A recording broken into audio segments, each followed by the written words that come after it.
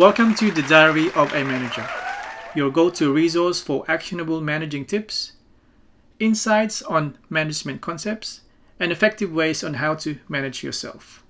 With your host, Brunello. And now, here's the show.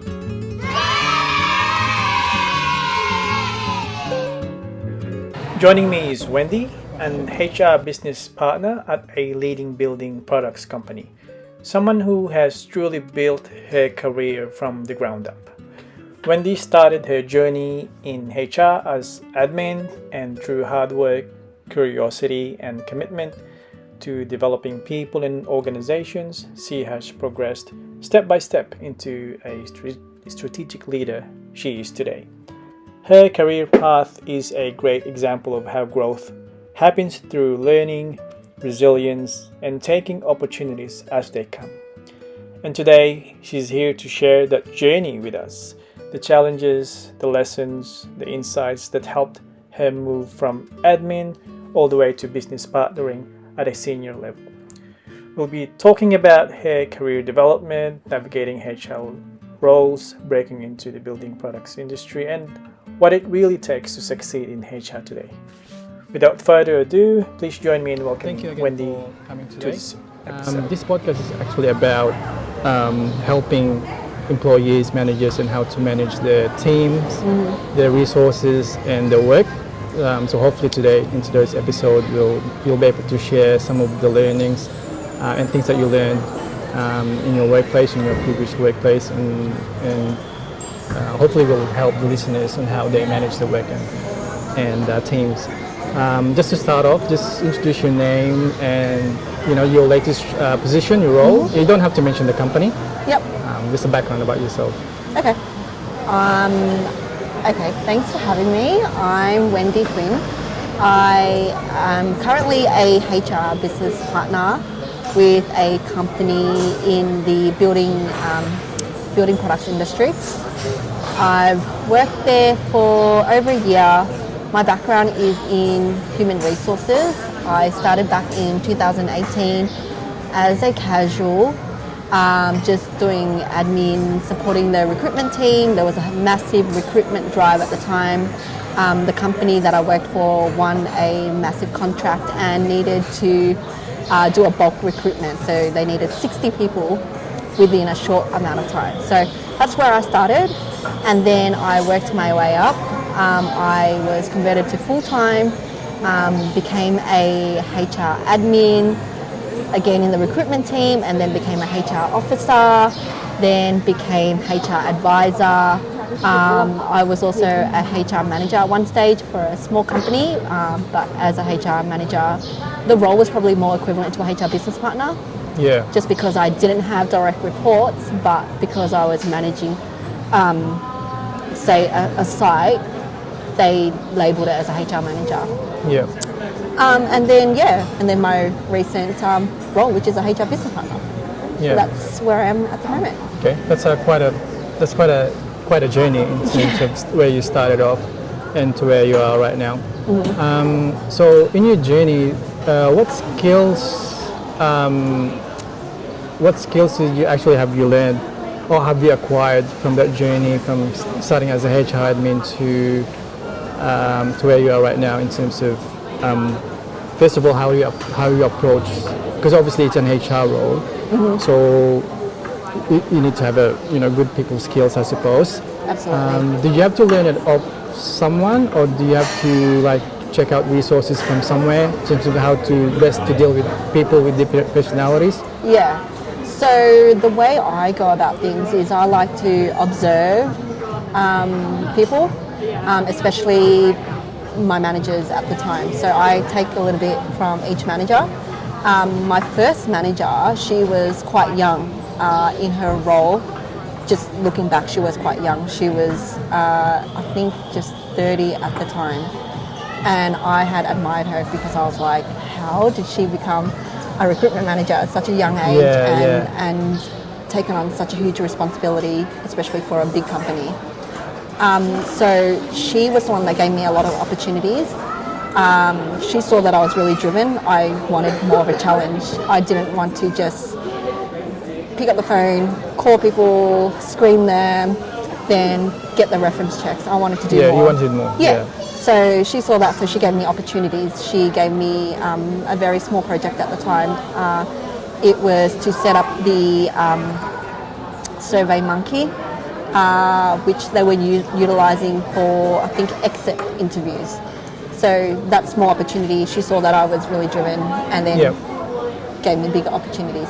But was that you? Was that when you asked for that more tasks, or did she actually give you tasks based on what I you saw? asked her because I'd finished the task, and I'd say, what work do you need me to do? Okay. What can I do? And then with that, she then gave me the onboarding process. Yeah. Because at the time it was managed by someone that wasn't in the HR team. She was more of a office admin manager, and the process that I analysed was that it was very paper based. Yeah. One person starts, and it was like 30 pages in their file. And I said, why aren't we doing this online? Why is it so manual? There's so much that we can cut out and save so much paper.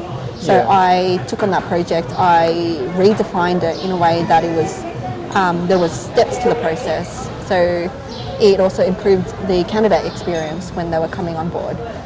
So tasks like that she saw I really thrived on, because I liked to be challenged in that way, and so she gave me more. But I think for me to get to where I am, I love to observe. I also, in a way, like to mirror a little bit of what I see. So for my first manager, she was young, she was really driven, but she was also very, in HR you have to be very people focused, right? Very a people's person. So you have to be able to build rapport, and to build rapport, coming into a business when you're so young, people are going to, in a way, disregard you because I think you're so young. They know better, right? So it's a normal reaction of people. So you start off with just being really friendly, and then kind of understanding what is it that they need from you and how do you help them. So when I started, I was a very big people pleaser. I was scared to say no, and that was one of my challenges, was to learn to say no. And that was the feedback I got. You have to learn to say no, because I was taking on so much work. Everyone would be asking me for things, and I'd say yes, but then I'm the one that's suffering and I'm drowning. So I had to learn to say no. That's the irony of, at first you wanted more from the role, and now that you've flooded with more work, it's knowing where to stop or when to say no. And so how did you approach that? It took a lot. It's definitely something that comes with time, and it's also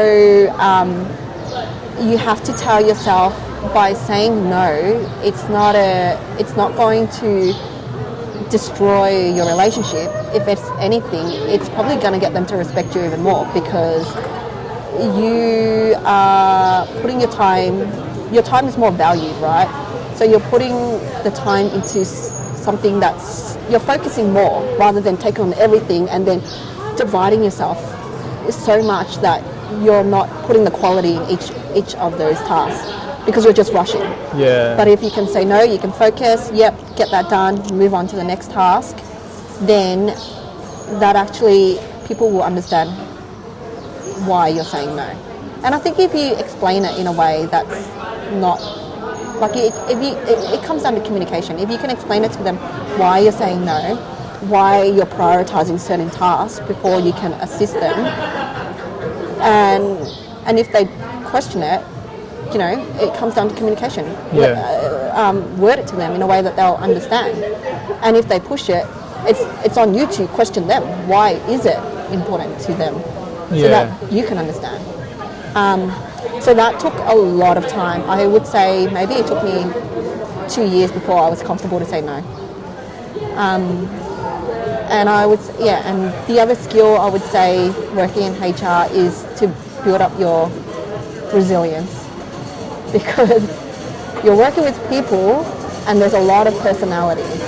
It's personalities from guys who are a bit rough around the edges, guys that work in warehouses that have a totally different environment to your key stakeholders who are in higher positions, who may forget at times that people that are working for them are there, like you're on the same team. They may see themselves as sitting in an ivory tower, but at the same time, at the end of the day, everyone's in the same team, working for the same business with the same goal, right? To achieve a common goal. So yeah, conflicting personalities, challenging personalities, that's the other thing. You need resilience in a HR role.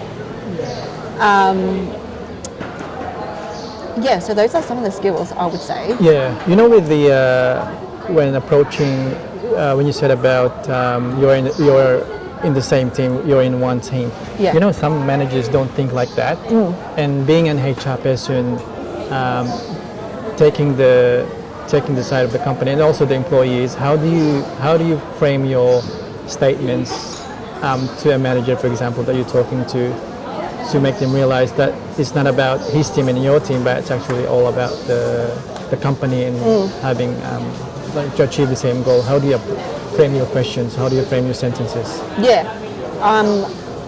The way you would go about it is going into it with showing them how, if you're sharing the resources amongst each other and learning from each other, so what are the mistakes one site is doing that the other site can take away without doing the same mistakes and impacting the productivity, impacting the profits. That's kind of how you would go about it. The conversation, I get it. It is very challenging. You do come across a lot of managers who say me instead of I. Yeah. It takes time. It's like you're chipping away at a rock, right, to get to where you need. You would reframe that in a way that you have to push the narrative that it's a us, not a you. And if they are seeing it as just a you, my approach these days is to ask 50 more questions. Why? Why is it just a you? Why are you only seeing yourself struggle in that way? Why are you not trying another way? And why isn't it that you're utilising the resources that HR is offering and the other sites are offering? And you're not going to get agreements straight away. You never do. Yeah. These managers are so set in their own ways, and that probably comes down to the company culture where the senior managers see that the site is running well, so they leave those managers to run their own course, right? Yeah. Because as long as there's profit, as long as there's profit being made, then they're not going to be touched. But then that's where HR comes in, because we go to other sites, we go out to the sites and we see and we talk to the people, and the people are giving us a different feedback, and that also comes down to employee engagement surveys. People don't see it as value, but actually it is a really big, valuable data source, because it's words directly from the employees. They're telling us exactly what's going on at the site. Yeah. The manager's telling us, oh no, nothing's going on here, we're all good, we're making profit, everyone's happy. Then you look at the data and the feedback is, no, we're not happy, we're not getting overtime, or someone is more favourable to get overtime, the manager treats people differently, things are getting covered up. Yeah. So it comes down, and that's why HR is very valuable in a business, because we come at it from a very objective perspective. We don't know the sites, and so I would go to sites, I do a walk around, I talk to people, I build their trust, and they will then come to me and say, oh, I don't really want to report this, but I think you should know this is what's happening. Yeah. And then obviously, because I have their trust and because of my role, I always say to them, I get that you're uncomfortable to speak to me, but being in my role, I need to take action for what's being said. So that's kind of where HR comes into it and helps resolve some of the issues that managers may think is not an issue initially. I think now that you mentioned the engagement survey, it's actually one of the ways to get feedback from employees, because, for example, as you said, the department or that section of the business, the way that they're performing in terms of profitability, that gets reflected on the profit and loss statement or of that department when it gets to the finance or the CEO. The feedback is through the numbers. But with employees, the people side of this, it doesn't get captured anywhere unless you do a survey. And I've seen a lot of companies do implement surveys now, like pretty much every year, and try to make policies based on that. Do you think it has a big role to play in terms of improving the HR policies, or do you need to actually wait for the survey to happen, or you can also implement internal, regular check on employees? I think in order to do your job well or get a company